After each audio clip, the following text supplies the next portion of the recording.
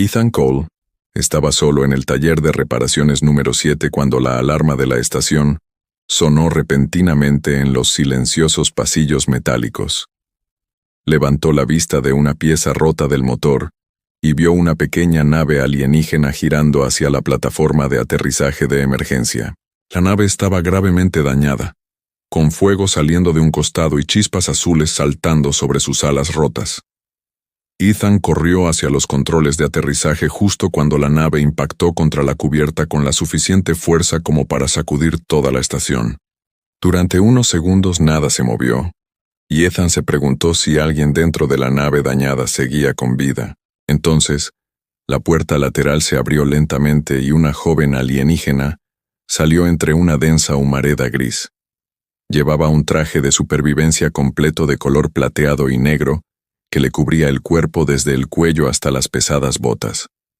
Su rostro, de un azul pálido, parecía débil, y su largo cabello blanco estaba sucio de humo y pegado a sus mejillas. Miró a su alrededor en el taller con temor antes de que sus brillantes ojos dorados se detuvieran finalmente en Ethan. Dio 2 pasos hacia él, casi se cae, y susurró: ¿Eres el mecánico humano? Ethan la sujetó rápidamente del brazo antes de que cayera al suelo y la ayudó a acercarse a una mesa de reparación de metal. La chica alienígena se apartó de inmediato, no porque lo odiara, sino porque parecía tener miedo de que la tocaran. «Me llamo Lyra», dijo en voz baja, mientras una luz roja de advertencia parpadeaba en el pecho de su extraño traje. Ethan miró la unidad de control rota cerca de su hombro y supo que el daño era mucho peor de lo que parecía. Le dijo que necesitaba quitarse el traje antes de poder reparar de forma segura los sistemas ocultos en su interior.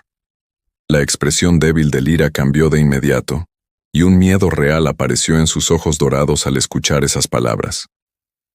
«No», dijo rápidamente, apartándose de Ethan y sujetando con fuerza el traje dañado contra su cuerpo.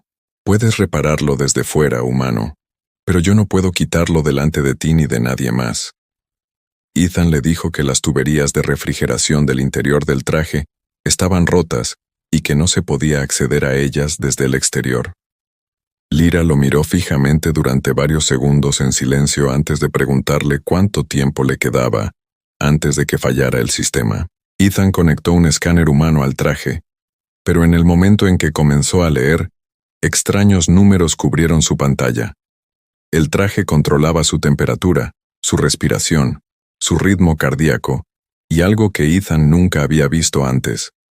Una fuerte señal de energía recorría el cuerpo de Lyra, pero el traje parecía ocultar la mayor parte. Ethan revisó el escáner 2 veces porque pensó que la máquina vieja había cometido un error.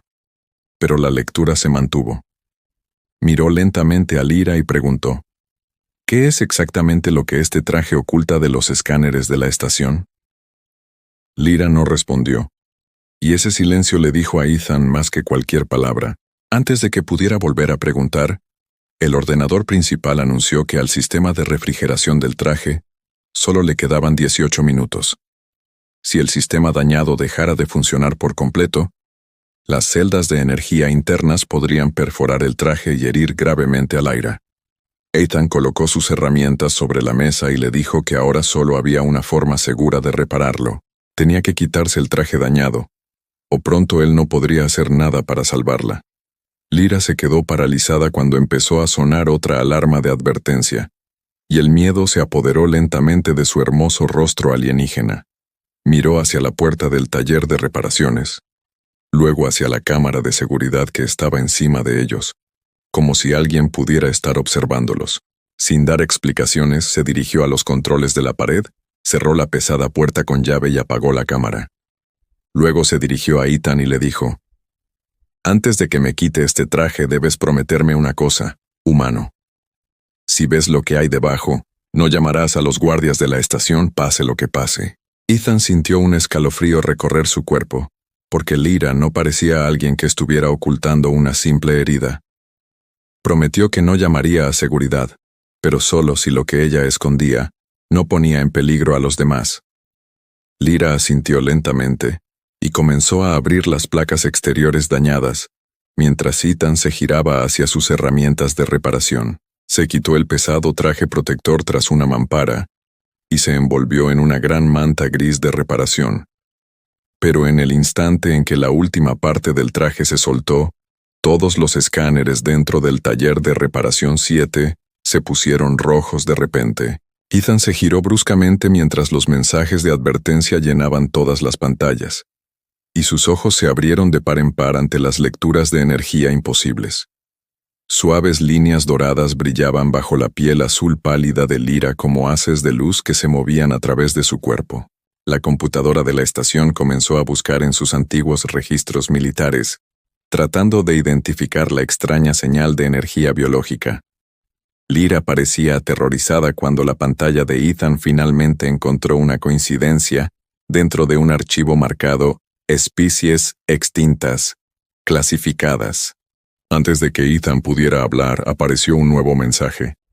Buque de guerra desconocido detectado. Tiempo de llegada, 6 minutos. Lyra se quedó mirando el mensaje, y todo el color pareció desaparecer de su rostro al ver el barco que se acercaba. Me encontraron, susurró ajustándose la manta mientras las marcas doradas seguían brillando. Ethan preguntó quién venía, pero Lyra solo miró hacia la puerta cerrada con llave y le dijo que destruyera el escáner. No dañaron mi nave por accidente, dijo, mientras aparecían armas pesadas en la pantalla de largo alcance de la estación. Y si descubren lo que realmente soy, matarán a todos aquí antes de dejarme escapar de nuevo. Ethan borró rápidamente el escaneo del ordenador principal de reparaciones, pero sabía que el sistema de la estación podría haber guardado ya una parte del mismo. Lyra permanecía de pie junto a la mesa de reparaciones, envuelta en la manta gris, mientras las líneas doradas bajo su piel azul se volvían cada vez más brillantes. Ethan quería respuestas, porque un buque de guerra armado estaba a solo minutos de distancia, y todos en la estación podían estar en peligro. Lyra finalmente le reveló que su pueblo se llamaba Aurelianos, una raza que la galaxia creía extinta hacía casi 50 años. Ethan ya había oído ese nombre antes, pero solo en viejas historias que decían que los Aurelianos habían desaparecido durante una terrible guerra galáctica. Lyra explicó que esas historias eran mentiras creadas por los mismos grupos poderosos que habían perseguido a su pueblo durante muchos años. Los cuerpos aurelianos podrían contener enormes cantidades de energía natural, y esa energía podría alimentar barcos, ciudades o armas muy peligrosas. Cuando otras razas descubrieron este don, dejaron de ver a los aurelianos como personas y comenzaron a tratarlos como células de energía vivientes. Miles de personas fueron capturadas, y muchas más fueron asesinadas cuando se negaron a ayudar a los científicos militares a construir nuevas armas a partir de sus cuerpos. Lyra había pasado la mayor parte de su vida escondida dentro del traje especial, porque éste bloqueaba la señal de energía que podía revelar quién era. Ethan miró el traje dañado sobre su mesa, y de repente comprendió por qué Lyra había tenido tanto miedo de quitárselo.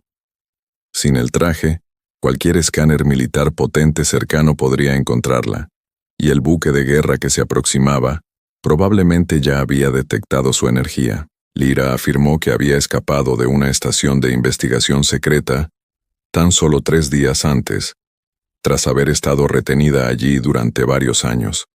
Los científicos habían estudiado su sangre y su energía, intentando construir una máquina que pudiera copiar el poder que había dentro de un cuerpo aureliano. Antes de que Ethan pudiera preguntar a qué distancia habían estado, la computadora de la estación anunció que el buque de guerra desconocido estaba solicitando permiso para atracar. Una voz fría se escuchó a través del altavoz del taller de reparaciones, y ordenó a la dotación de la estación que buscara a un peligroso prisionero fugado. La voz describió la estatura de Lyra, su piel azul pálida, su cabello blanco, y la nave exploradora dañada que se encontraba dentro del taller de reparaciones de Ethan. Ethan miró a Lyra, pero en lugar de miedo, ahora vio algo aún peor en sus ojos, porque ella conocía esa voz. Susurró que el comandante Varek controlaba personalmente el laboratorio donde la habían mantenido retenida y que jamás le permitiría escapar. Entonces le contó a Ethan la verdadera razón por la que lo había arriesgado todo al huir de la estación de investigación antes de que terminaran su trabajo. Los científicos finalmente habían aprendido a copiar una pequeña parte de la energía aureliana e introducirla en un arma militar. Una de las pruebas había destruido una luna entera y vacía, y la siguiente arma que estaban construyendo sería muchas veces más poderosa.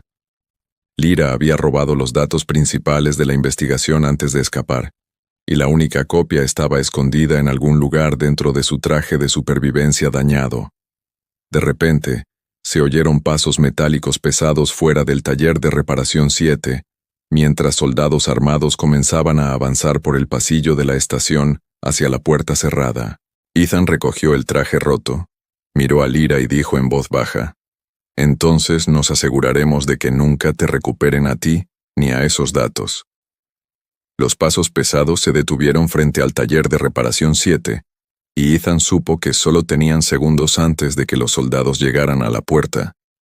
Rápidamente le dio a Lyra un traje de mecánico limpio y señaló un pequeño túnel de mantenimiento escondido detrás de un viejo armario de máquinas. Lyra se cubrió con la ropa, pero las líneas doradas bajo su piel aún eran lo suficientemente brillantes como para revelar su secreto.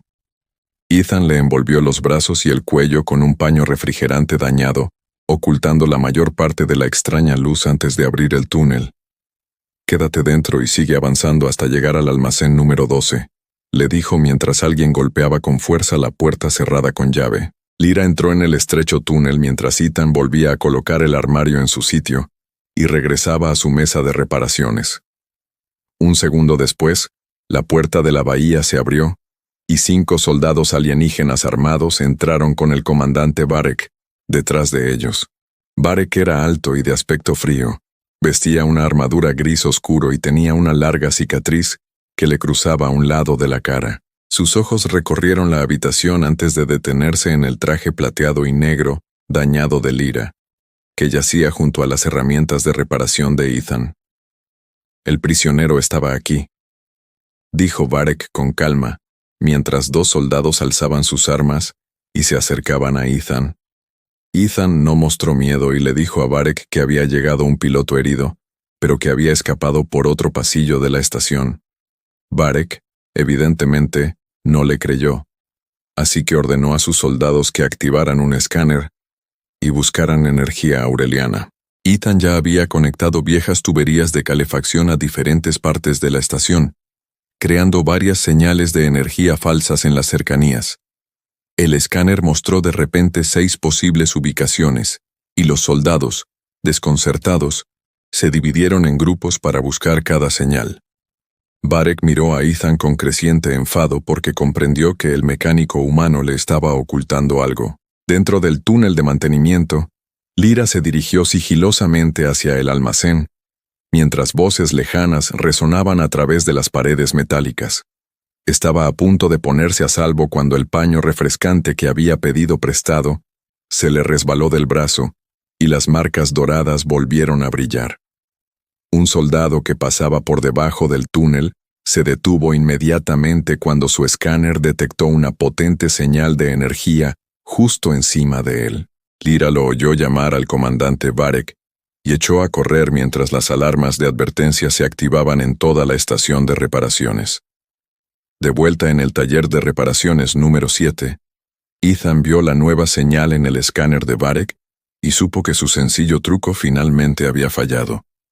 Varek agarró a Ethan por la chaqueta y le exigió que le dijera dónde se escondía Lyra y dónde había colocado los datos de investigación robados. Ethan solo sonrió y le dijo que los humanos eran muy malos para dar respuestas útiles a las personas que amenazaban a sus amigos. Antes de que Varek pudiera responder, Ethan accionó el interruptor de emergencia, sumiendo a toda la sección de reparaciones en la oscuridad total. Se deslizó por una puerta lateral mientras los soldados gritaban a sus espaldas, y luego corrió a través de la estación hacia el almacén número 12. Cuando llegó junto a Lyra, ella lo esperaba al lado de una vieja nave de reparación humana, pero había miedo en sus ojos dorados. «Hay algo que no te he contado», susurró Lyra mientras Ethan comenzaba a abrir la escotilla de emergencia del viejo barco. Explicó que el comandante Varek no solo quería los archivos robados, sino que el arma aún necesitaba una última cosa para funcionar. Necesitaba un Aureliano vivo conectado directamente a su sistema de energía, y Lyra había sido elegida para esa prueba final. Antes de que Ethan pudiera responder, la puerta del almacén estalló hacia adentro y el comandante Varek salió del humo con el arma en alto.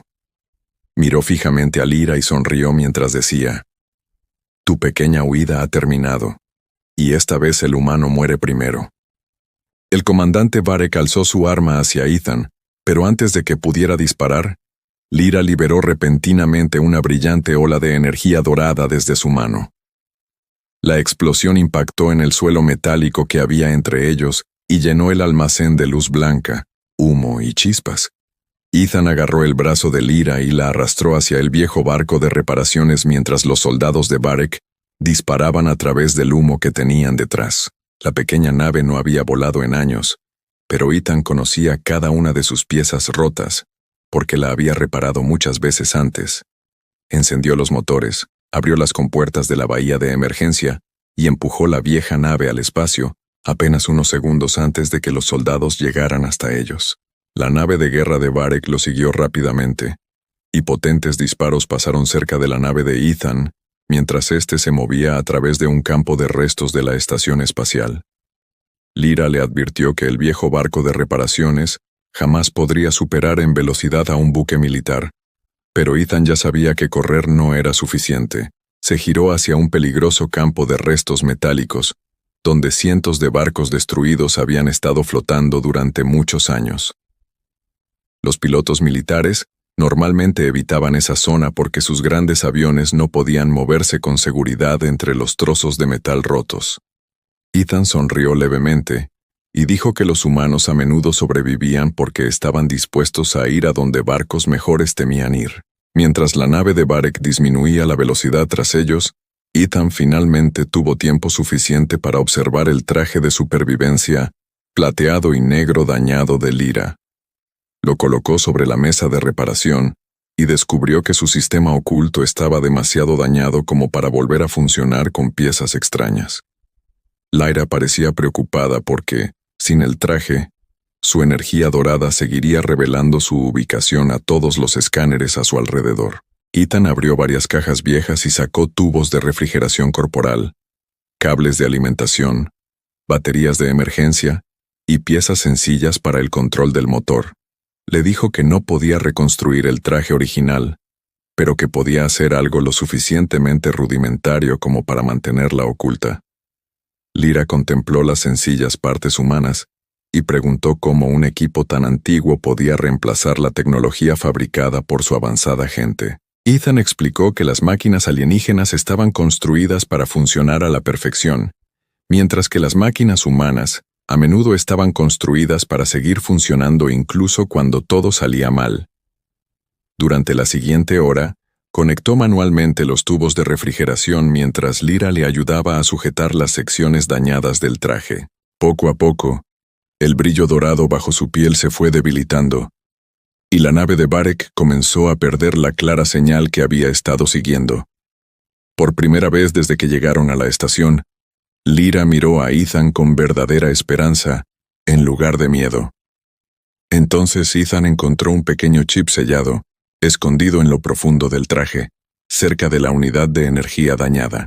Esperaba que contuviera la investigación sobre el armamento robado, pero en lugar de archivos militares, el chip abrió un mapa estelar. En la pantalla aparecieron unas coordenadas secretas que conducían a una luna olvidada, mucho más allá de las rutas comerciales habituales. Lyra guardó silencio porque nunca antes había visto esas coordenadas, a pesar de que el traje había pertenecido a su familia durante años. Entonces apareció un antiguo mensaje aureliano debajo del mapa: «A la última hija que sobreviva, vuelve a casa y despiértanos». Lyra se quedó mirando el antiguo mensaje aureliano, mientras Ethan introducía las coordenadas secretas en el sistema de navegación de la nave de reparación. La luna olvidada se encontraba a varias horas de distancia, oculta más allá de un sistema estelar muerto que la mayoría de las naves modernas nunca visitaban. Lyra no podía entender por qué su familia había colocado el mensaje dentro de su traje sin haberle dicho nada. Ethan creía que solo había una manera de descubrir la verdad, así que dirigió la nave hacia la luna desconocida. Detrás de ellos, el buque de guerra del comandante Varek seguía rastreando el campo de restos, lo que les proporcionaba solo una pequeña ventaja. Horas más tarde, apareció una luna oscura en el horizonte, cubierta de montañas grises, valles profundos y señales de antigua destrucción. No había luces de la ciudad, ni barcos, ni señales que sugirieran que alguien hubiera vivido allí durante muchos años. Lyra comenzó a perder la esperanza, pero Ethan notó una débil lectura de energía proveniente de debajo de una de las montañas más grandes. Aterrizó el barco de reparación cerca de una antigua entrada de piedra, casi completamente enterrada bajo el polvo y los restos de metal roto. En el instante en que Lyra salió al exterior, unas líneas doradas bajo su piel se hicieron más brillantes, como si algo subterráneo la estuviera llamando. Ethan la siguió a través de un largo túnel donde extraños símbolos aurelianos comenzaron a brillar lentamente a lo largo de las oscuras paredes. Unas grandes puertas que habían permanecido cerradas durante décadas se abrieron solas cuando Lyra colocó la mano en el centro. Más allá se extendía una enorme cámara subterránea repleta de cientos de altas cápsulas de cristal dispuestas en filas perfectamente silenciosas. Lyra contuvo la respiración por un instante al ver figuras dentro de las cápsulas con la misma piel azul y cabello blanco. Su pueblo no había sido destruido después de todo, porque cientos de aurelianos dormían bajo la luna olvidada. Una pantalla brillante se activó y mostró un mensaje grabado de una mujer aureliana que se parecía extrañamente a Lyra. La mujer explicó que, durante la gran cacería, los aurelianos supervivientes se habían escondido antes de que sus enemigos pudieran encontrarlos. Habían caído en un sueño profundo y necesitaban que alguien de un linaje familiar especial regresara y despertara a toda la colonia. Lyra finalmente comprendió que su traje había protegido algo más que su vida, porque también había protegido el camino de regreso a casa. No era simplemente la última superviviente de su pueblo, sino que era la clave para su regreso. Lyra colocó su mano sobre el panel de control principal, y una luz dorada comenzó a moverse a través de todas las paredes de la cámara.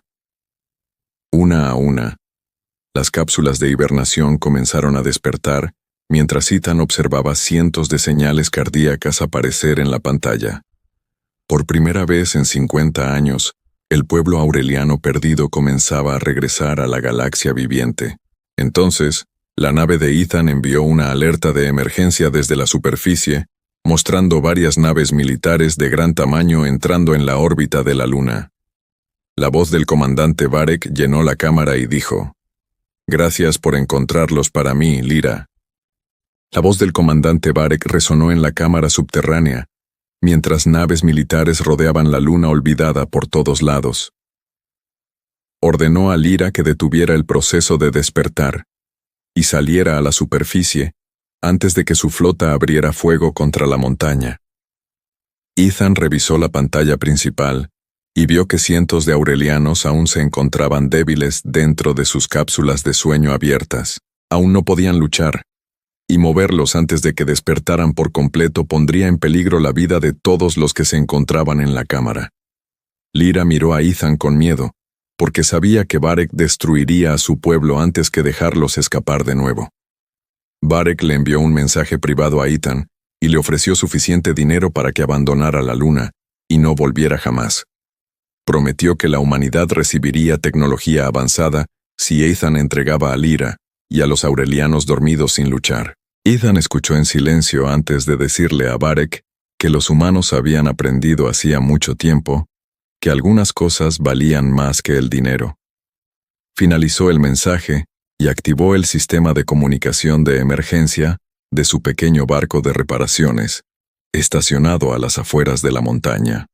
Luego, envió una simple llamada de auxilio a todas las naves humanas que viajaban a través de los sistemas estelares cercanos. Ethan no pidió buques de guerra porque prácticamente no había naves militares humanas lo suficientemente cerca como para alcanzarlos. En cambio, llamó a mineros, pilotos de carga, equipos de reparación, barcos hospitalarios, comerciantes y a cualquiera que estuviera dispuesto a responder a su señal. Durante varios largos minutos no sucedió nada, y Lyra empezó a creer que realmente estaban solos contra la flota de Varek. Acto seguido, el escáner lunar detectó una antigua nave minera humana entrando en el sistema, seguida de 2 naves de carga dañadas. En cuestión de minutos, comenzaron a llegar más naves tripuladas desde diferentes direcciones, hasta que pequeñas luces llenaron el oscuro espacio que se extendía sobre ellas. Las naves eran viejas, lentas y estaban mal armadas, pero sus capitanes humanos las colocaron directamente entre Varek y la luna.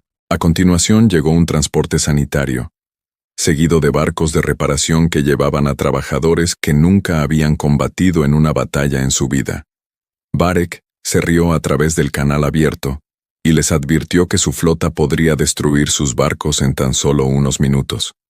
Un capitán humano respondió que Varek podría tener razón, pero que aún así, primero tendría que destruirlos a todos. Lyra observó la creciente fila de personas y no podía comprender por qué desconocidos lo arriesgaban todo por gente a la que nunca habían visto. Ethan le dijo que los humanos no siempre necesitan conocer a alguien antes de decidir que lo que les está sucediendo está mal. Las últimas cápsulas aurelianas comenzaron a abrirse detrás de Lyra, mientras los supervivientes más débiles entraban lentamente en la luz dorada de la cámara. Sobre la luna, Varek ordenó a sus armas que cargaran, y cientos de marcas de puntería aparecieron en las naves humanas. Ethan miró a Lyra y le dijo que su pueblo había pasado 50 años escondido porque creían que la galaxia los había olvidado. Entonces Varek dio la orden de disparar, y todas las naves humanas avanzaron repentinamente al mismo tiempo. El primer ataque de Varek llenó el espacio sobre la luna con un brillante fuego de armas. Pero las naves humanas no rompieron su formación. Los antiguos buques mineros lanzaron contenedores de metal pesado al espacio, mientras que los equipos de reparación enviaban cientos de pequeños drones hacia la flota militar. Varek esperaba armas convencionales, pero Ethan les había dicho a los capitanes humanos que lucharan con las herramientas que ya conocían mejor. Las cargas explosivas de minería detonaron cerca de los motores enemigos. Los drones de reparación cortaron cables importantes y las cajas de carga vacías bloquearon las rutas de las naves de ataque rápido. Los humanos eran tecnológicamente inferiores, pero sus extrañas decisiones hacían casi imposible que Varek predijera qué harían a continuación. En lo profundo de la luna, Lyra observaba la batalla mientras más aurelianos salían lentamente de sus largas cápsulas de hibernación. Muchos estaban confundidos y débiles, pero su energía dorada comenzó a llenar la antigua cámara a medida que comprendían lo que sucedía sobre ellos. Un anciano aureliano le dijo a Lyra que juntos tenían el poder suficiente para destruir todas las naves enemigas que rodeaban la luna en cuestión de segundos. Por un instante, Lyra recordó el laboratorio, los años de miedo y a todos los aurelianos que habían sufrido por culpa de gente como Varek. Entonces recordó a Ethan, el humano que la había protegido antes de conocer su nombre, su gente o el poder que se escondía en su interior. Lyra ordenó a su gente que no destruyera la flota, y en su lugar, enviaron una enorme ola de energía hacia la superficie de la luna. Un escudo dorado apareció alrededor de las naves humanas justo cuando Varek ordenaba otro poderoso ataque contra su débil línea defensiva. Todos los disparos enemigos impactaban en el escudo y desaparecían, dejando a los pilotos humanos en silencio, mientras la luna entera comenzaba a brillar bajo ellos. Varek finalmente comprendió que los aurelianos estaban completamente despiertos y que su gran flota ya no tenía el poder para controlarlos. Ordenó a sus barcos que se retiraran, pero Ethan abrió el canal de comunicación antes de que el comandante pudiera escapar sin escuchar la verdad. Ethan le dijo a Varek que los aurelianos ya no se esconderían y que la investigación robada sería enviada a toda la galaxia. Pronto, todos los gobiernos se enterarían de los experimentos secretos, de los prisioneros vivos y del arma construida con energía aureliana. Parek amenazó con vengarse, pero Lyra le dijo con calma que el miedo había controlado a su pueblo durante 50 años y que jamás volvería a controlarlos. La flota militar finalmente desapareció en el espacio profundo, mientras que las naves humanas aterrizaban en la Luna para llevar alimentos, medicinas y equipos de reparación. Por primera vez en décadas, los aurelianos vieron llegar a extraños no para capturarlos, sino simplemente para ayudarlos a vivir. Varios meses después, Ethan regresó al taller de reparaciones número 7 y volvió a arreglar los barcos dañados como si nada hubiera cambiado. Una mañana, Lyra entró en el taller vistiendo el traje plateado y negro que Ethan había reconstruido con sencillas partes humanas durante su huida. Ella sonrió cuando Ethan le preguntó qué había roto esta vez, y luego le dijo en voz baja que no había nada que reparar. Detrás de la ventana de la estación, docenas de hermosas naves aurelianas aparecieron junto a las naves humanas, mientras los dos pueblos comenzaban un nuevo futuro juntos.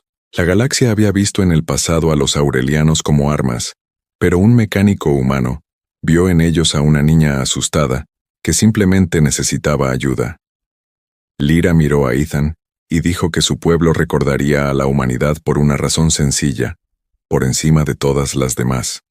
Los humanos se habían interpuesto entre ellos y toda una flota militar antes de saber si los aurelianos podrían alguna vez recompensarlos. Ethan solo sonrió y volvió a sus herramientas porque, para él, ayudar a alguien en peligro nunca había requerido una recompensa. Esa simple decisión humana se extendió por toda la galaxia y se convirtió en la historia que otros mundos repetirían durante generaciones. La humanidad no había cambiado la galaxia con un arma más poderosa, sino demostrando que la verdadera fuerza podía comenzar con la bondad.